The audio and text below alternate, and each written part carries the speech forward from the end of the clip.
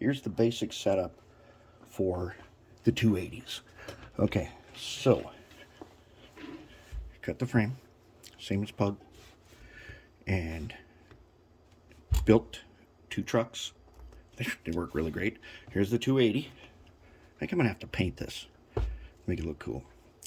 There's a 280, and the 280 needs a cutout here so I can set the worm height. So that's in there. As if it just sits up on the deck, it's too high up. But that ought to do it. Okay, so now I had to make all kinds of adjustments, and I don't know, it's been in the milling machine probably 20 times to get everything just right. And now that I've done it, now I know what to look for when I make the 3 copies. And so here we have, the way I did the pintle, it is a piece of brass strip like this. All right. And the way I did the little mounts that it sits on is a piece of lead strip. Lead is super easy to work with.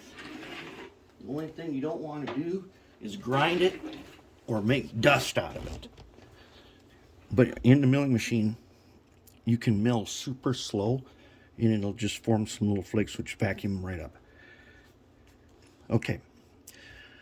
I attached them with super glue.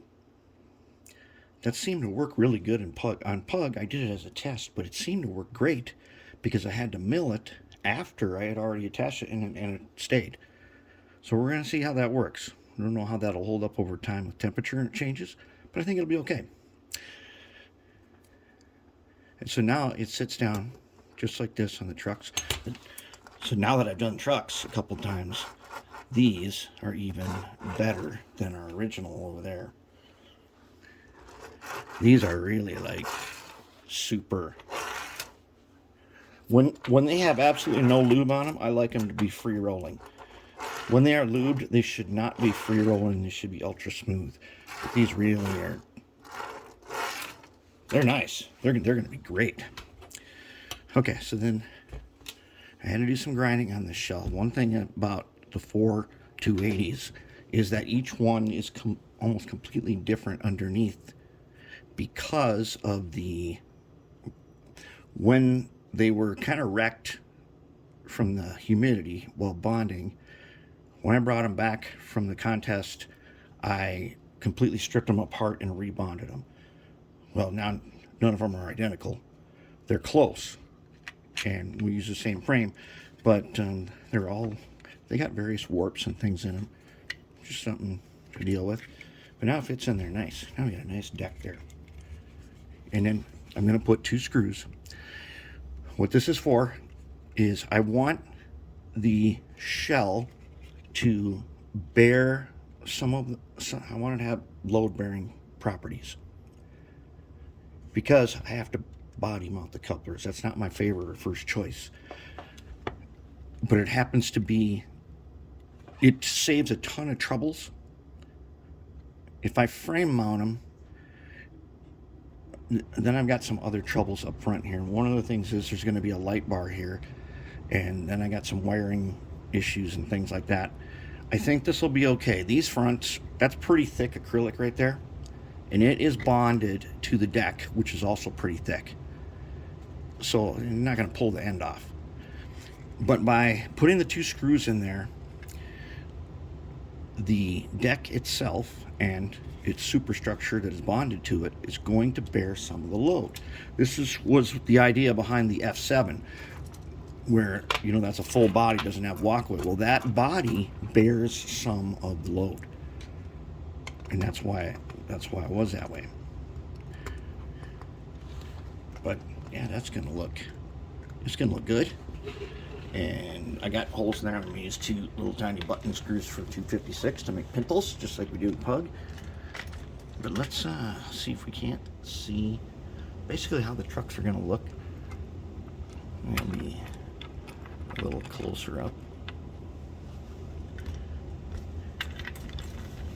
I do like the wheel spacing on this version. They're not equally, the middle axle is not centered.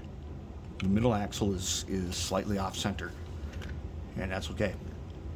And I kind of did it that way on purpose to make sure that there's going to be clearance for the pintle. It's looking pretty good, shaping up. I am hoping that we will get to test it in a while.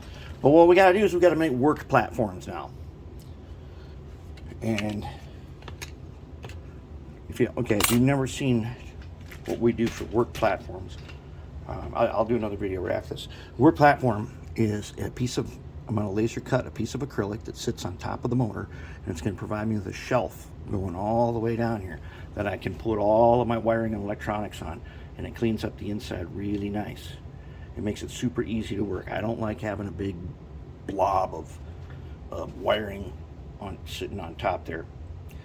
Okay, so now I got to make some work platforms. The old platforms for the 280s, they were 3-part platform, very complicated. And this time I think we're going to do something a little different on that. All right, but that's where we're at. We're looking good. I can now replicate these trucks pretty easily. And based on the number of Mark 10s we made, I got tons and tons of parts to salvage. So I'm going to take those apart except for one example, and then I'm going to crank out 3 more sets of those, maybe even 4. We're probably going to use it in one of our open spots for the contest.